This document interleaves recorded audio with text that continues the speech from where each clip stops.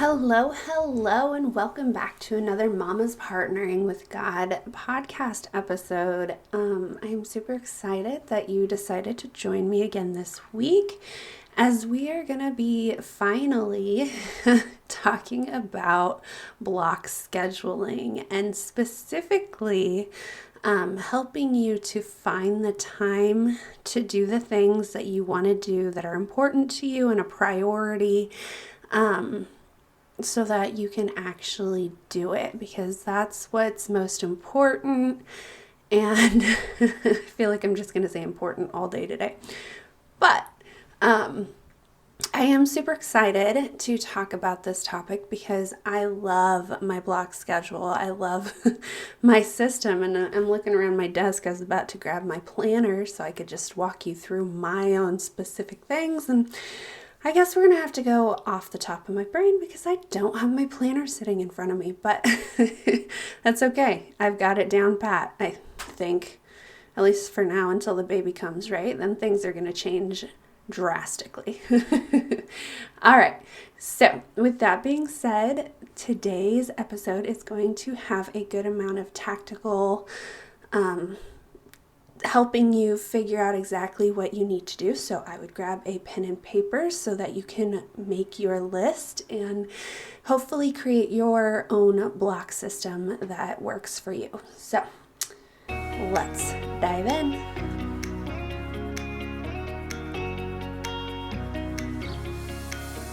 Welcome to the Mama's Partnering with God podcast. I am your host, Molly Bunnell, mom, wife, and Jesus lover. And this is where we tackle life struggles with the help and guidance from God. In this podcast, you will find God-led solutions through partnering with God in your life. My mission is to equip you with the tools that will bring you closer to God, allowing you to find faith, hope, and peace so that you can tackle marriage, motherhood, and finances with ease. It can be so easy to let the world run your life, but what do you get from that? Pain, heartache, struggle? But with God as your solution and creating a God-led lifestyle, hope, joy, and peace are just knocking at your door. So, if you're ready to finally team up with God, doing things in His strength instead of your own, you better turn that Mickey Mouse on for your kids and plug in those headphones, Mama, so we can go partner with God. Today's episode is super exciting to me, mostly because I was the fly by the seat of your pants kind of girl, and I loved it. Like, there was no struggle, no stress behind it. If I wanted to do something, I could. I didn't have a whole bunch of plans planned out before me. But as I became a mom and as life started happening, I realized that really wasn't working for me anymore, just because of the fact that it was no longer just my husband and I. We were juggling then my daughter's things that needed to be done as well. And I mean, sometimes I would drop the ball with the flying by the seat of my pants system. And that doesn't mean, though, that the block schedule that you create has to be so rigid and time sensitive to everything that it is that you have to do. I know when I first started creating my block schedule, it was before I learned that it was even a thing. I was creating my own system that worked for me. And I tried to do like a literal time sensitive schedule, and I'd be like, okay, so in 15 minutes I do this, in 15 minutes I do this, and then I do this, and in an hour I do this, and I give myself this much time to do this. And it stressed me out. Like, the thought of having a legit time sensitive schedule where everything had an exact time planned out to it stressed me out. Like, I could not do it. I could not track it. I could not keep up with it. And then I realized that wasn't the right kind of system to even focus on. It wasn't helping me get the things that needed to be done. It was just giving me so much structure and so much, like, I don't know, I kind of felt caged in that system. And I know that if you're not a person who likes to have schedules and routines, that I'm sure that's probably what it feels like to you as well, because it just feels like you're blockaded in and you can only do this and that's the way it is. But this block scheduling system or time blocking system, however you want to call it, it does so much more. It gives you freedom. It gives you the time that you say you don't have. And it helps you to define your own day. Like, a lot of people will try to copy other systems, other schedules, because they think that that's working for somebody else, so it's going to work for me. But that's not the case. Everyone is different. So you should focus on figuring out a system and a schedule that works best for you. And there's nothing wrong with being different. And that's why I want to help walk you through this time blocking schedule or block scheduling. I feel like I'm just going to rotate those two back and forth. But that's why I want to talk to you about it, so that you understand that it's your way of finding the time to do the things that are important to you. It is not so set in stone like the schedule that I tried to create at the beginning of this journey, but it does give you a little bit of structure so that your to-do list that you have to do actually gets completed. You don't forget to pay a bill because you have it written in your planner or on your calendar. You don't forget to call the bank or to make a doctor's appointment because you have it in the allotted time that you have it scheduled. And then when it comes to your priorities, which I will dive into that later, but the priorities that God has for you and your foundational needs that we talked about in a previous episode, you can just plug those in. Like, you don't have to go, oh my gosh, when am I going to find time to do this? It just flows. Everything goes together. Like, it gives you a sense of release. Like, most people might think that a schedule makes you feel more stressed, which the schedule that I tried to figure out how to do at the very beginning of this journey, like I said, it did, because it was hour by hour, by 15 minutes, by 30 minutes. And yeah, no, that's not fun. I don't suggest doing that kind of schedule. But this one that I am about to explain to you is going to just give you that release and give you that freedom to get everything that it is that you want to do. And it's also going to help you get rid of things that you actually don't want or need to do. So, with that being said, today's episode is actually going to have, let's see here, 5 steps to this time blocking to setting up your own time blocking schedule or block schedule.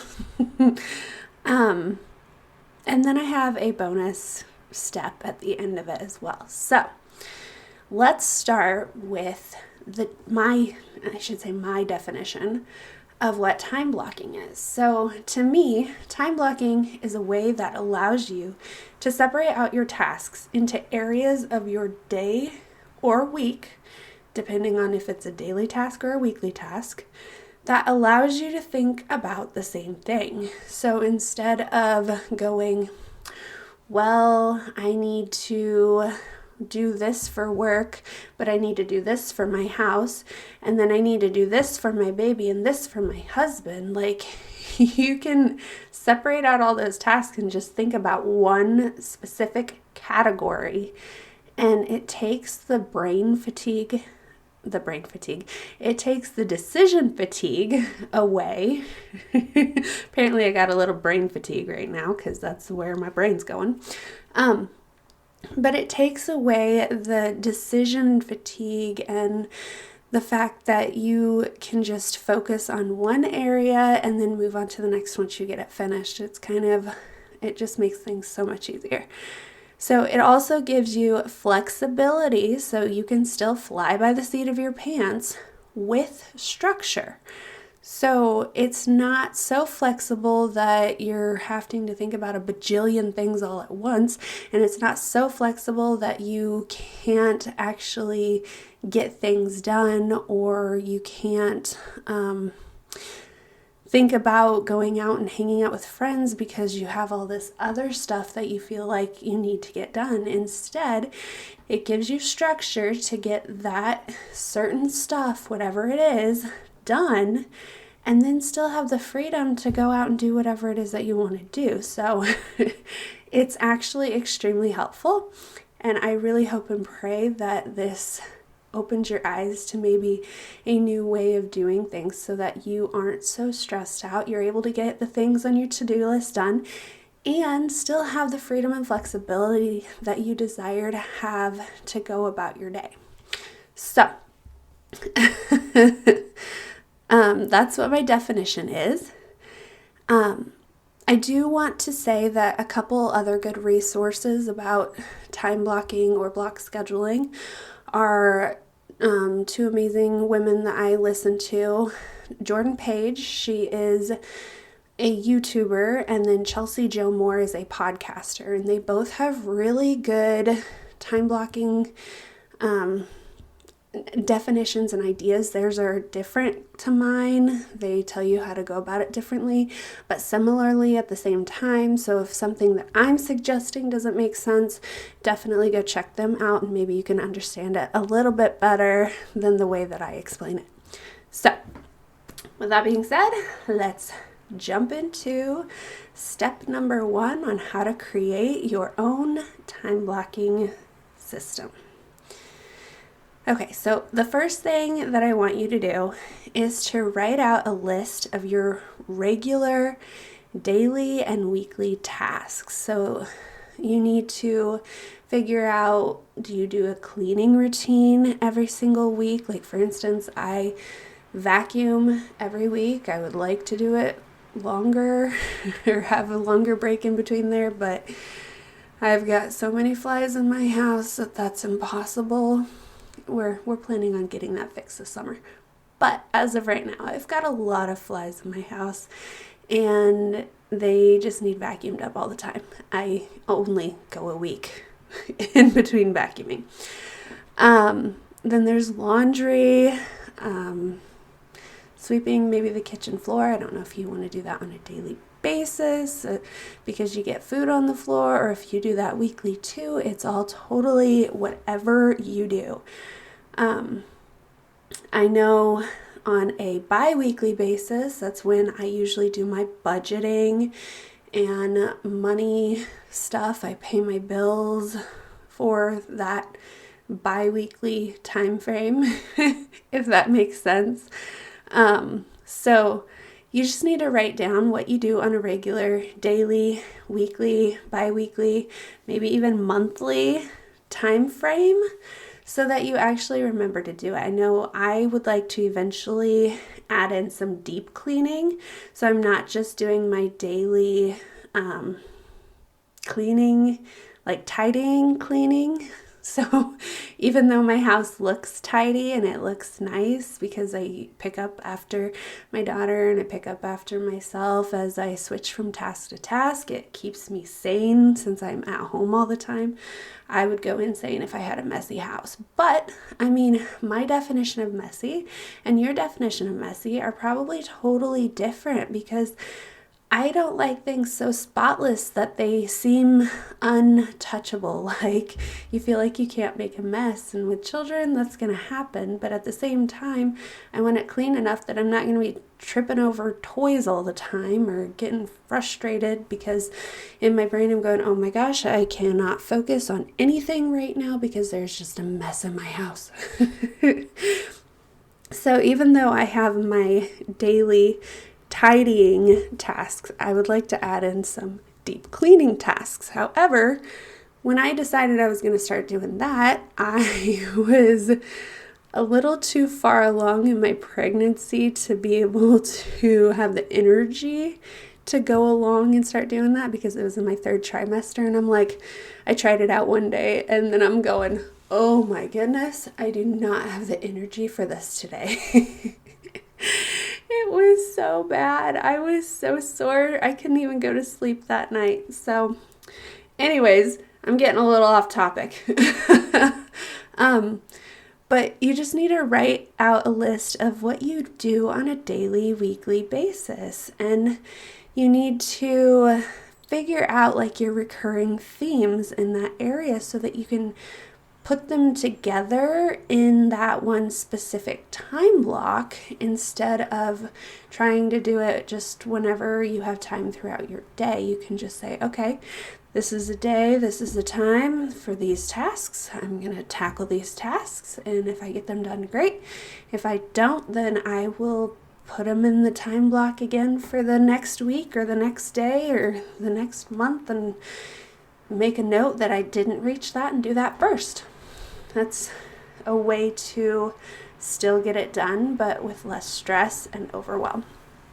And then you also need to go through those tasks and purge out or edit or delete or declutter, whatever word you want to use, the unnecessary things that you don't actually need or want to do, but you do it because your friend says that it's something that needs to be done, but you don't care about it at this time. So why should you be focusing on it? Why should you be spending your precious time and energy on something that you don't want to do? You should definitely be focusing on the things that are important to you and not important to others. So definitely do that first so that you know the areas and the tasks that you need to and want to do. Maybe it's exercising, or maybe it's not. Like it's okay if you don't want to exercise. There's nothing that anybody can say about that. Maybe you just don't have time and it's not a priority to you right now. You've got other things that are going on that are more important and you need to focus on them. Then do it. It's life. It's your decision. You do it the way you want to do it. Okay. So step number 2, you need to look at your non-negotiables. So what I mean by non-negotiables are the things in your day that you do every single day that cannot not happen. Let me repeat that. The things that you do every day that have to happen, like they cannot not happen. Things like your sleep, things like eating, things like your job, or maybe your stay-at-home job, whatever it is, those things have to be done and they are non-negotiables. So when I talk about sleep, that should be like the first and foremost thing that you focus on. The time you get up, the time you go to bed, the time your kids take a nap, if there's more than one nap. If you need to take a nap, definitely add those things in there so that you can structure your day the way it is. So for instance, when I first started figuring out this schedule, I would wake up or try to wake up at 5 o'clock because then my daughter would be up at 6, because I like to have a little bit of time to myself in the morning to do a morning routine or just to have time to myself before the rowdiness and busyness of the day comes in. That is my child. I only have one right now. Actually, when you're listening to this, I will have 2. But when I'm talking about the schedule, I only had 1. So I would try to get up at 5, and then she would get up at 6. And from there, we would have a midday nap, which was usually about 9 to 10, somewhere in there. And then we would have lunch, and then she'd have an afternoon nap that was usually from like 3 to 4. I'm sure it was more hours than that, and at a time I just am a little rusty on the newborn stage. Or at least when I'm recording this I am. I'm sure I'm getting right back into it with this little one that's here but not here. If you get what I'm saying. But sleep should definitely be a focus. So, and then the time that you go to bed, the time you put your kid to bed, whether or not you want, and I suggest it's not going to be the same for me. Like when I have my baby, I will be going to bed probably at the same time as the kids so that I know I can get enough sleep with my little one not sleeping through the night yet. But when they do start sleeping through the night, I do suggest at least that hour when the kids go to sleep in between when you go to sleep. But if that's not what works out, then that's not what works out, because you need to be focusing on how much sleep you actually need. Like, do you need 8 hours worth of sleep? Do you need 7 hours worth of sleep? Do you need 9 hours worth of sleep? I mean, it's totally up to you, and you just need to figure out what time you want to wake up and then backtrack to the time you need to go to sleep. So definitely do that first for your non-negotiables. Then if you're working a job, that definitely is a non-negotiable that has to go in there. And then nap times and meals, because you need to actually have those in there because you don't want to forget those, or otherwise you might get hungry or your children might get mad at you. But from there, you look at the amount of time that you have in between each of your non-negotiables, and that's where you add in your reoccurring tasks, or your themes, not the tasks themselves, but the themes. And I'll get into that in a little deeper in a little bit, because I'm getting a little off topic. Step number 3, after you've looked at and figured out what your non-negotiables are, you have them written down so that you know what times they're at. You need to identify when you have the energy to do certain tasks, like the time of day that you normally do them. For me, I cannot clean in the afternoon. I do not have the energy to clean in the afternoon, so I have to clean in the morning. I've tried flip-flopping it. I would love to be able to work in the morning, get everything done in the morning, and then in the afternoon have the freedom to do whatever I want, go hang out with friends, do my cleaning, that kind of thing. But it just does not work that way. I do not have the energy, at least not right now in this season of life, to clean except for in the morning. I just don't do it if I try to do it in the afternoon. Plus, my daughter takes a nap from 12:30 to 2:30. So if I would clean in the afternoon, then that time while she's sleeping, I would lose, because I wouldn't be able to do work, like focused work, without having to stress whether she needs to be here or not. And yes, this is all going to change as soon as this next little one gets here, and that's why I'm taking time off, so I can figure out my new schedules and routines with not 1 but 2 children, and with not 1 nap time, but I'm sure 3 nap times. So it's gonna be a struggle a little bit at first, but we'll get it figured out eventually, right?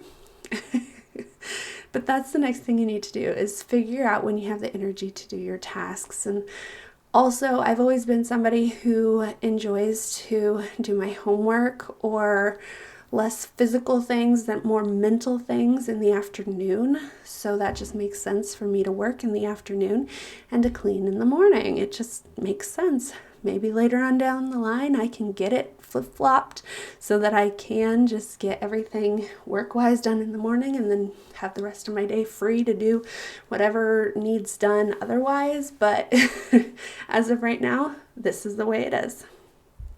Okay, so then step number 4 is to identify time with your children and alone time. So what I mean is like time where you have focus time and it's just you, or just you and your husband. So like nap times are generally your focus time, and bed times are your focus time. That's why earlier when I was talking about sleep, I was saying to give yourself like an hour, maybe an hour and a half before your kids wake up, or an hour and a half after your kids go to bed, so that you have time to focus on you and focus on your husband and focus on other things that need focus, that can't be a distracted focus where you have to split your attention with your kids and whatever else that you need to do.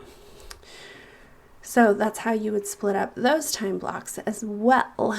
And it's usually like a morning routine in the morning and an evening routine in the evening.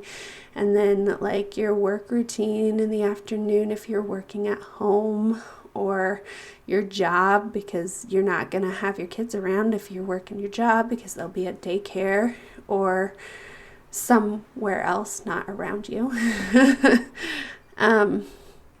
But you definitely need to identify that time so that when you go to put in your categories or your reoccurring themes of whatever you want to call them, you can put them in a place where if it needs more focused time, it can be in those more focused time areas.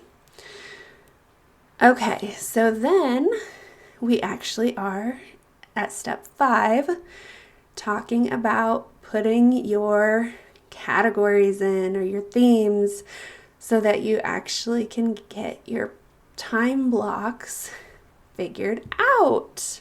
Yay! You've got all this brain work done, and now it's time to actually put it all together so that it works, right? Okay, so I suggest doing in between 5 to 7 categories and arrange them based on what I said in the previous 4 steps. So like your non-negotiables, your already tasks that you're doing, where your energy is either the greatest or the weakest, and you can get the best work done, and then where your children are so you can have focused time. So for me, I have, these are lettered. I got 1, 2, 3, 4, 5, 6. I've got 6 categories. And mine are broken down into, I have my morning block. So my morning block is usually where I have my morning routine. It's where I do my daughter's morning routine, like with her, when I've got my morning routine when she's asleep, and then the morning routine when she wakes up, and we just get everything together. It also includes my breakfast routine, and so that is usually from, I wake up at 6, so it's from 6 to 9. It's usually 6 to 9, I believe, depending on how early she decides to wake up. I hope she sleeps till 8 o'clock, but sometimes it's 7, sometimes it's 7:30. The sweet spot is usually in between 7:30 and 8 though. And then I'm able to get my morning routine completed. But sometimes it's not that. That's not the case. But that's what my morning block consists of. Then I have an AM block, or I like to call it my homemaking block, because, it's a little bit more than just my homemaking block, but it's my block where I get my cleaning done, because like I said, that's when I do my best for my cleaning.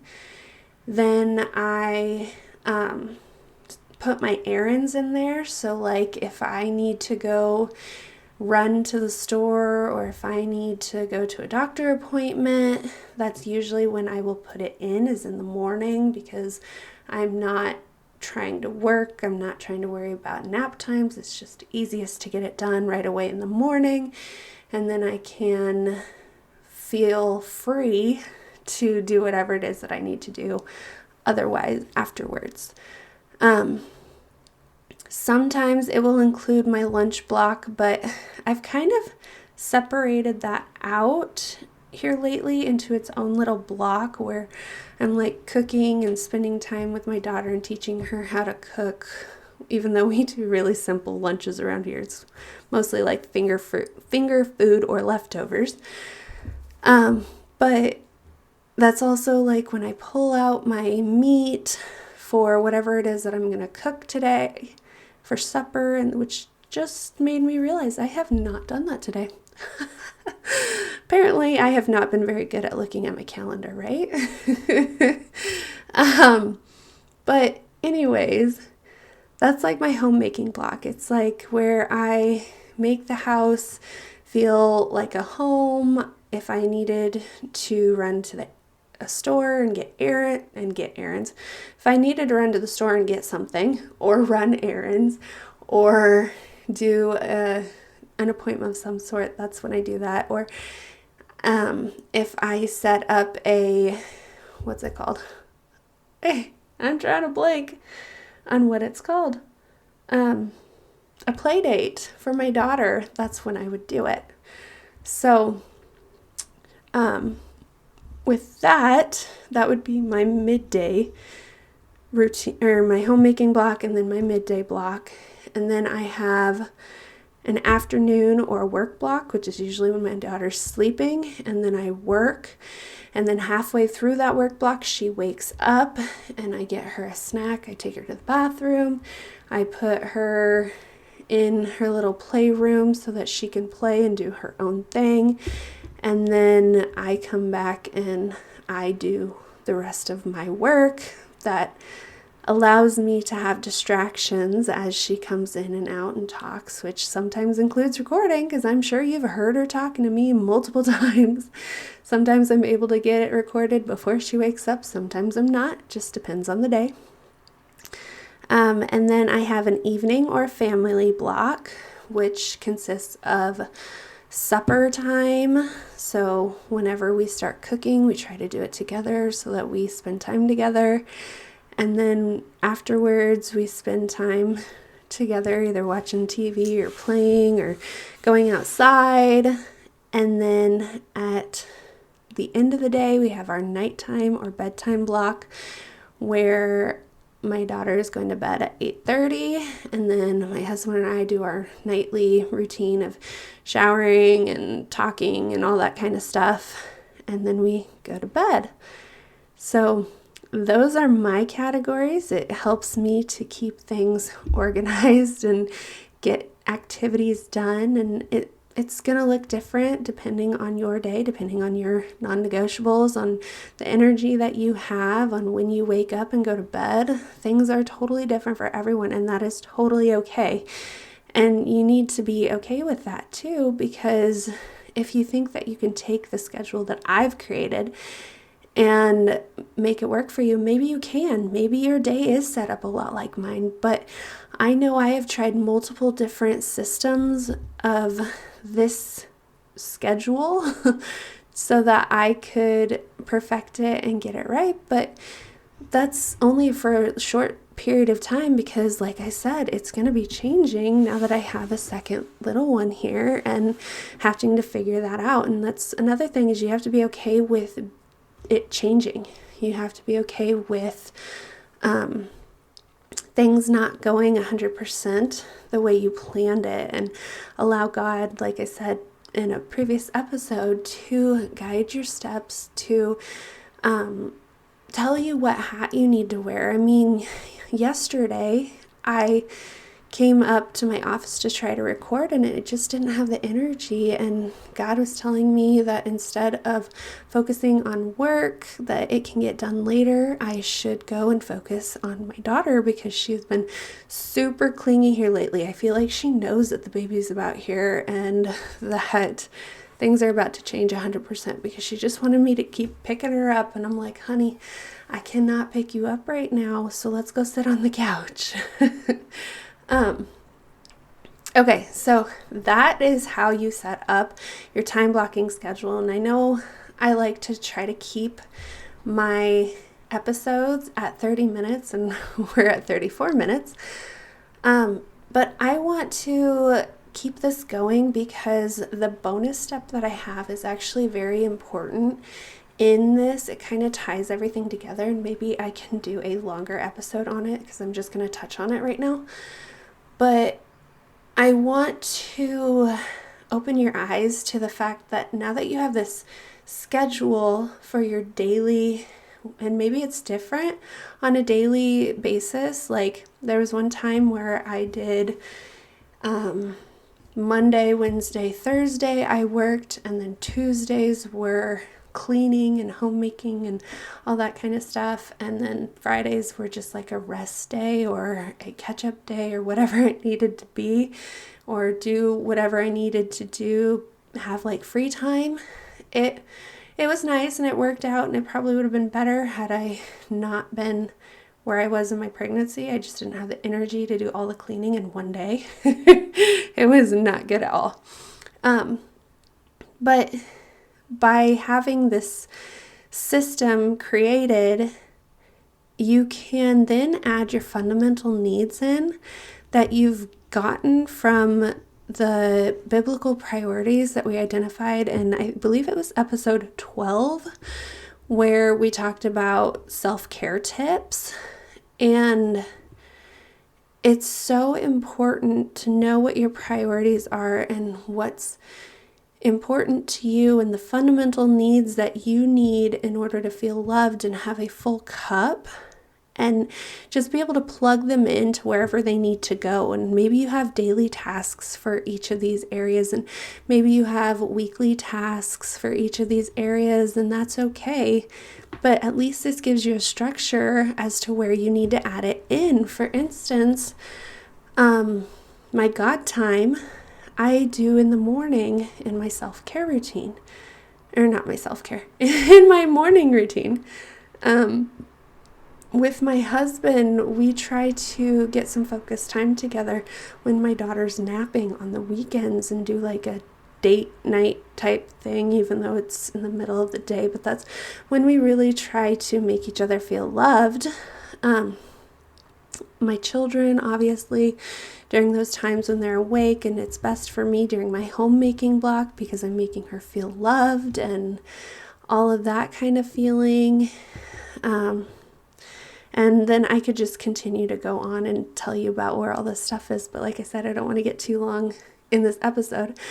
But it's really, really important that you have a way to know what it is that you need to do and when you can do it, and the energy that you have to do it and the time that you have to do it.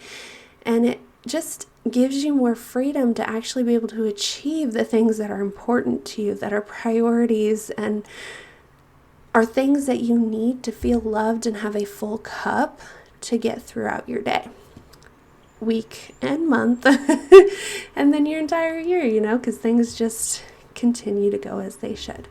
Okay, so I'm going to stop there with that. If you would like to hear more about fundamental needs and adding them into your time blocking schedule, definitely jump over in the Facebook group and let me know so that I can do that for you.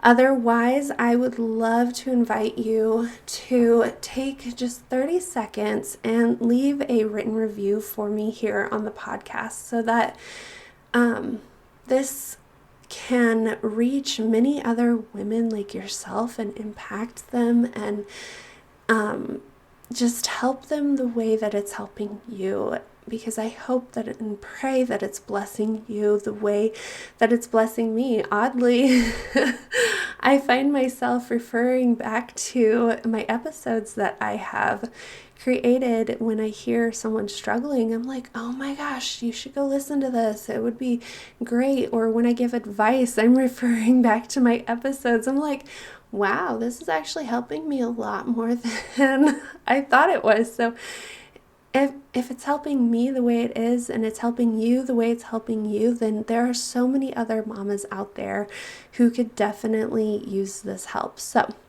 definitely take 30 seconds, go leave a written review so that it can get out into the world and reach other amazing mamas who need to hear these amazing, I want to call them stories, but advice and information that is coming from God so that they can be the best that they want to be and start partnering with God, because that's what this podcast is all about.